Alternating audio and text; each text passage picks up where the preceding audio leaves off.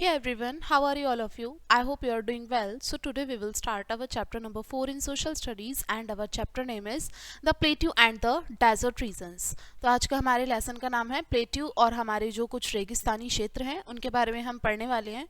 तो चलिए स्टार्ट करते हैं अपना लेसन. यहाँ पे आपसे बोला है Ananya lives in Jodhpur, which is the greatest Indian desert region, and Anil lives in Nagpur, which is a part of southern plateau region. देखिए अनन्या जो है जोधपुर में रहती है और जोधपुर कहाँ का हिस्सा है, मतलब डेजर्ट रीजन के उससे जाना जाता है, यानी कि रेगिस्तान वाले हिस्से में आता है. और अनिल जो है नागपुर में रहता है, जो किसका हिस्सा है, साउदर्न प्लेट्यू का हिस्सा है वहाँ पे. तो from the box pick up the words which will fit into the two regions. तो आपको यहाँ पे टू बॉक्सेस दिए हैं, एक तो प्लेट्यू रीजन के लिए और एक डेजर्ट रीजन के लिए. और यहाँ पर बहुत सारे आपको ऑप्शंस दिए हैं, इसमें से आपको चूज करके इन दोनों बॉक्सेस में जो फिट जिधर बैठेगा उधर आपको चूज करके लिखना है. तो यहाँ पे हम पहले देखते हैं डस्ट. डस्ट जो है किधर के एरिया की तरफ होती है, ज़्यादा डेजर्ट एरिया में ज़्यादा पाई जाती है, यानी कि जहाँ पे ज़्यादा रेगिस्तान वाला क्षेत्र होगा ना वहाँ पे. तो अनन्या जो है वो जोधपुर से है, तो जोधपुर कहाँ पे है, ये हमारा ग्रेट इंडियन डेजर्ट में. तो डस्ट को हम किधर की तरफ लिखेंगे, डेजर्ट में. फिर नेक्स्ट है सैंड. सैंड रेत है, रेत भी हमारी इधर की तरफ ही आती है, ठीक है. एंड फिर है कैक्टस. कैक्टस जो है कहाँ पाए जाते हैं, रेगिस्तानी एरिया में ज़्यादा पाए जाते हैं, यानी कि जो डेजर्ट एरिया होता है वहाँ पे ज़्यादा होते हैं कैक्टस. नेक्स्ट है हॉट. हॉट गर्मी भी काफ़ी ज़्यादा यहीं पे होती है, तो हम यहाँ लिख सकते हैं हॉट. नेक्स्ट है हाई. हाई यानी कि ऊंचा. ऊंचाई किधर की तरफ पाई जाती है ज़्यादा, प्लेट्यू. प्लेट्यू पठार जो होते हैं वो ऊंचे तो होते हैं. नेक्स्ट है रिवर यानी कि नदियाँ. नदियाँ किधर की तरफ पाई जाएंगी, ये भी इधर की साइड ही आएगा. फिर है रेन. रेन भी इधर ही आएगा. फर्टाइल. फर्टाइल लैंड होती है इधर. नेक्स्ट महाराष्ट्र. महाराष्ट्र जो एरिया है, क्या यहाँ पर ये पाए जाते हैं, तो ये इधर की तरफ आएगा, प्लेट्यू साइड. नेक्स्ट है ओसिस. ओसिस किधर की साइड आएगा, डेजर्ट या प्लेट्यू. तो ओसिस जो है ये हमारा इधर की साइड आएगा.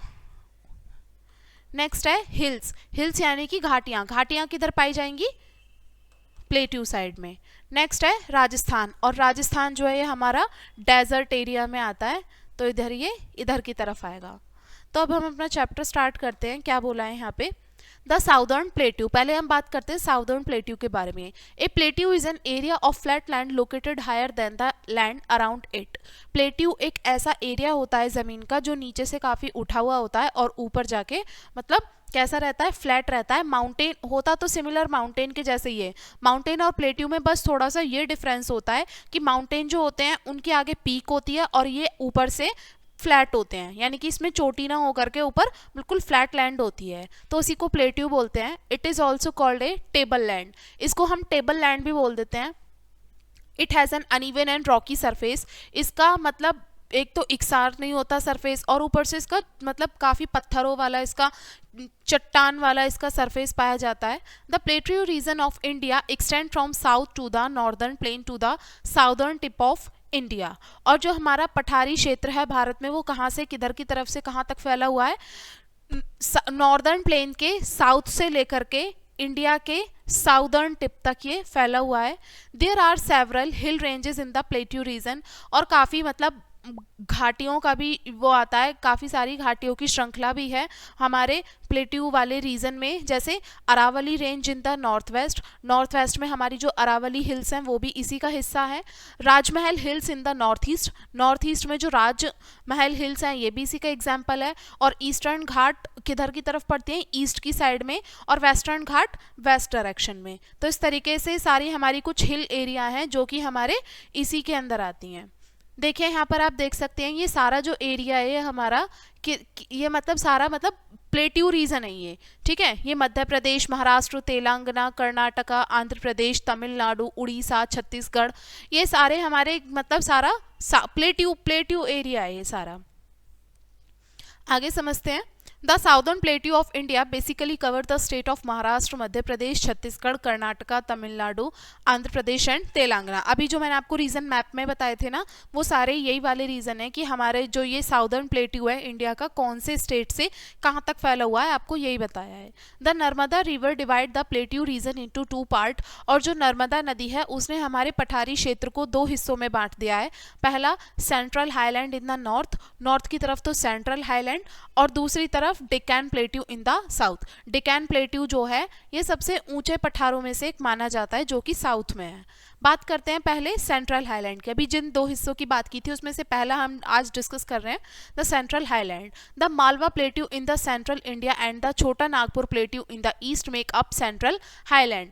मालवा प्लेट्यू जो है हमारे बिल्कुल सेंटर में है इंडिया के, और छोटा नागपुर प्लेट्यू जो है ईस्ट में, ये मिलकर हमारा सेंट्रल हाईलैंड बनाते हैं, कंप्लीट होता है इनसे।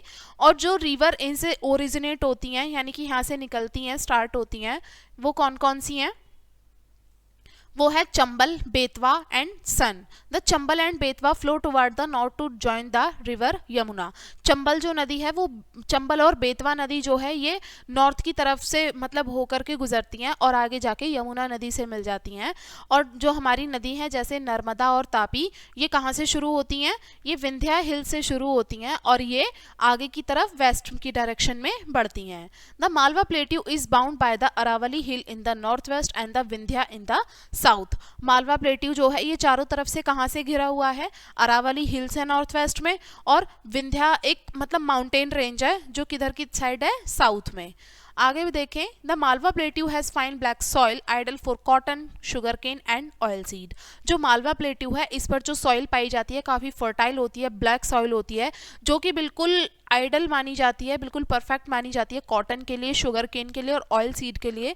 और जो भी हमारे मिनरल्स हैं जैसे कोल, आयरन, मैग्नीज, बॉक्साइट, मिका, ये सारे हमारे छोटा नागपुर प्लेट्यू में पाए जाते हैं। कोल माइनिंग सेंटर, जो कोल जहाँ से कोयले निकालने की जो खदानें हैं उसमें से कुछ हमारे प्रमुख केंद्र हैं जैसे झारिया, बकारो एंड रानीगंज। ये कुछ हमारे मुख्य कोयला निकालने वाले जो हमारे केंद्र बिंदु होते हैं ये वो हैं। Madhya Pradesh, Chhattisgarh, Jharkhand, part of Rajasthan, Orissa and West Bengal fall in the central highlands. और सेंट्रल हाईलैंड में आने वाले कुछ राज्य हमारे कौन कौन से हैं? मध्य प्रदेश, छत्तीसगढ़, झारखंड, राजस्थान के कुछ हिस्से हो गए, उड़ीसा और वेस्ट बंगाल। अभी ये मैंने आपको बताया ना सारा। ये आगे समझते हैं डेक्कन प्लेट्यू। डेक्कन प्लेट्यू देखिए, देख सकते हैं सारा हमारे डेक्कन प्लेट्यू का ही पिक्चर है। द डेक्कन प्लेट्यू किधर की साइड पड़ेगा?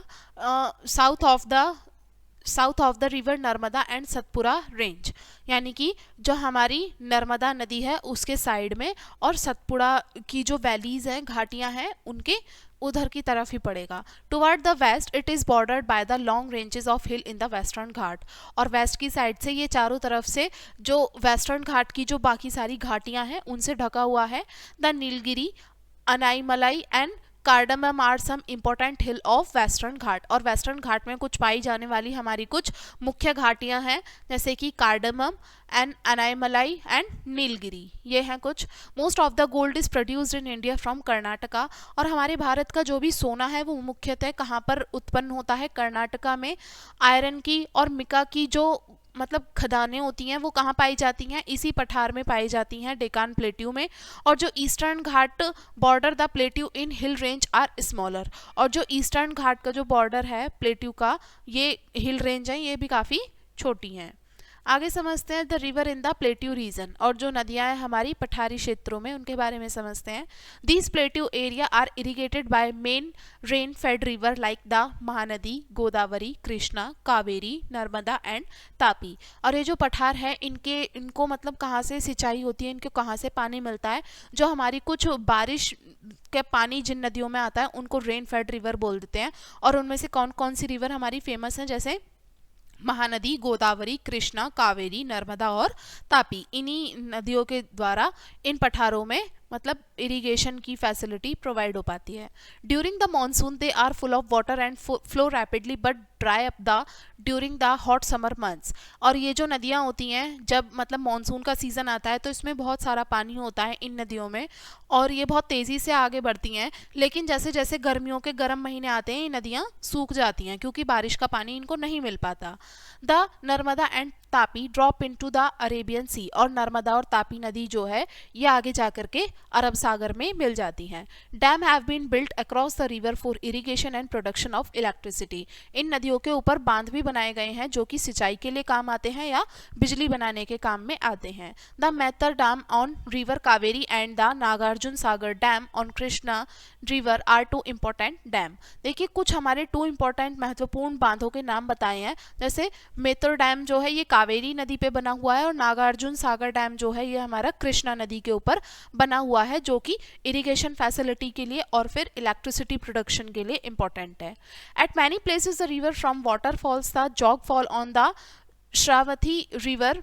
Sharavati river in Karnataka is the highest waterfall in India. बहुत सारे स्थान ऐसे हैं जो नदियाँ मतलब झरना जो होता है ना वो फॉर्म करती हैं, उनसे झरने भी बनते हैं। जैसे जॉग फॉल जो है जो कहाँ पर किससे बनता है, शरावती रिवर से बनता है जो कि कर्नाटका में है और ये सबसे हाईएस्ट फॉल है हमारा भारत का। The climate varies in this region from one place to another. अब इस क्षेत्र का जो मौसम होता है वो डिपेंड करता है एक जगह से दूसरी जगह पे, यानी कि अलग अलग हो सकता है। Most of the people in this plateau region are farmers. और अधिकतर जो लोग हैं इन पठारों पे वो अधिकतर किसान होते हैं क्योंकि यहाँ पर पाई जाने वाली जो काली मिट्टी होती है वो बहुत ही अच्छी होती है कॉटन के और ऑयल सीड के प्रोडक्शन के लिए। अब यहाँ पर groundnut, seed, sugar cane, wheat and millet और यहाँ पे भी अच्छे होते हैं, जैसे कि ग्राउंड नट, मूंगफलियाँ, चावल और गन्ने की फसल, गेहूं की फसल, बाजरे की फसल ये यहाँ पर अच्छे से होती है। There are thick forest in the north east part of plateau and the western ghat which provide valuable forest product. और यहाँ पर पाए जाने वाले जो घने जंगल हैं नॉर्थ ईस्ट पार्ट के जो प्लेट्यू हैं वहाँ पर जो घने जंगल पाए जाते हैं और वेस्टर्न घाट में भी पाए जाते हैं ये, जो कि बहुत सारे हमारे मतलब प्रोडक्ट्स हमें प्रोवाइड कराते हैं जो हमारे लिए बहुत हेल्पफुल होते हैं। और यहाँ पर बहुत बड़े बड़े कॉफ़ी के, टी के गार्डन्स पाए जाते हैं, ठीक है, पेपर के, रबर के एस्टेट पाए जाते हैं। नीलगिरी हिल्स में सबसे ज़्यादा इनका प्रोडक्शन होता है। This region is rich in minerals such as iron, coal, gold and mica. और ये जो क्षेत्र होते हैं ये मतलब जो हमारे खनिज होते हैं ना उनसे भी परिपूर्ण होते हैं, जैसे कि यहाँ पर अच्छी मात्रा में लोहा, सोना, कोयला और मिका जैसे जो मिनरल्स हैं ये पाए जाते हैं। The Kolar gold mines in Karnataka supply almost the entire gold produced in India. और जो कर्नाटका में कौन सी माइन है, ये कोलार गोल्ड माइन है जो कि हमारे भारत में जितना भी सोना है हमारा उसका बहुत सारा हिस्सा यहीं से ट्रांसफ़र होता है, यानी कि कह सकते हैं कि गोल्ड जो प्रोड्यूस होता है वो मोस्टली यहीं से होता है। अब बात करते हैं ग्रेट इंडियन डेजर्ट के बारे में। To the south west of the northern plain lie the great Indian desert और द थार डेजर्ट। अब हमारे जो नॉर्दर्न प्लेन का जो साउथ वेस्ट एरिया है वहाँ पर हमारा ग्रेट इंडियन डेजर्ट आता है या जिसको हम थार डेजर्ट भी कहते हैं। ये कहाँ से कहाँ तक फैला हुआ है, रण के कच्छ से लेकर के जो कि गुजरात के मैदानों में पाया जाता है रण का कच्छ जो है, और नॉर्थ के हरियाणा तक में पाया जाता है जो कि साउथ डायरेक्शन में पड़ता है। To its east lie the Aravalli hills. और इसके ईस्ट में अरावली हिल्स पाई जाती हैं और one of the oldest mountain system in the world. और ये पूरे विश्व का सबसे पुराना पर्वत का मतलब वो माना जाता है। It cover a major part of western Rajasthan and extend up to Pakistan in the west. और ये कितना हिस्सा कवर करता है, वेस्टर्न राजस्थान का भी बहुत बड़ा हिस्सा इसके अंदर आता है और पाकिस्तान जो है वेस्ट में वहाँ तक ये फैला हुआ है पूरा। और ये लगभग 800 किलोमीटर लंबा है और 500 किलोमीटर चौड़ा है। किसकी बात हो रही है यहाँ पे, जो हमारा ग्रेट इंडियन थार डेजर्ट है वो। अब बात करते हैं climate, vegetation and life. The summer are very hot and dry and the winter are very cold. यहाँ पर जो गर्मियाँ होती हैं दिन में बहुत ज़्यादा गर्म होती हैं और काफ़ी सूखा होता है यहाँ पे, और जो सर्दियाँ होती हैं बहुत ठंडा होता है यहाँ पे। The day is hot but during night it cold because the sand heat during the day and cools fast during the night. यहाँ पर पाई जाने वाली जो रेत होती है वो दिन के सूरज के उससे काफ़ी गर्म हो जाती है बहुत जल्दी, और जैसे ही रात होती है वो ठंडी भी हो जाती है। जैसे चंद्रमा की रोशनी रेत पर पड़ती है तो मतलब वो ठंडी भी जल्दी हो जाती है। तो इसलिए कह सकते हैं यहाँ पे ठंड भी, गर्मी बहुत होती है दिन के समय में और रात के समय में ठंड भी ज़्यादा होती है यहाँ पे। Since there is a very little rainfall is dry and not many plant grow in this sandy soil।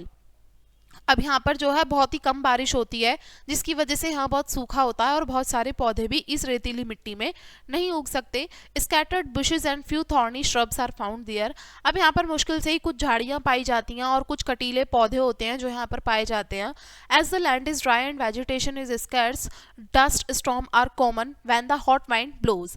अब जैसे कि हमें पता है यहाँ की जो लैंड है, ज़मीन है, वो काफ़ी ड्राई है और जो यहाँ की वेजिटेशन है वो भी बहुत मतलब मुश्किल से यहाँ चीज़ें उग पाती हैं, और इसलिए यहाँ पर जब गर्मी में तेज़ हवाएं चलती हैं तो यहाँ पर कई बार मतलब धूल भरे तूफान भी आते रहते हैं। Small hills are form by moving sand particles. अब छोटे छोटे जो मतलब हिल्स होती हैं, छोटी छोटी जो पहाड़ियाँ होती हैं वो भी बन जाती हैं, क्योंकि जो सैंड पार्टिकल्स होते हैं वो कॉन्टीन्यूसली चलते रहते हैं हवा की वजह से या किन्हीं और कारणों से भी, जिनको हम सैंड ड्यून्स बोलते हैं। Sand dunes do not remain in one place. Sand dunes जो होते हैं ये कभी भी एक प्लेस पर नहीं रहते। They move with the strong wind, यानी कि जैसे तेज़ हवा चलती रहती है तो ये मतलब ये अपनी शेप चेंज करते रहते हैं। Due to shortage of water and lack of fertile soil, the population in this area is also small। अब पानी की कमी की वजह से और यहाँ पे उपजाऊ मिट्टी भी इतनी नहीं पाई जाती, इसलिए इस एरिया की जो जनसंख्या है वो भी कम ही पाई जाती है।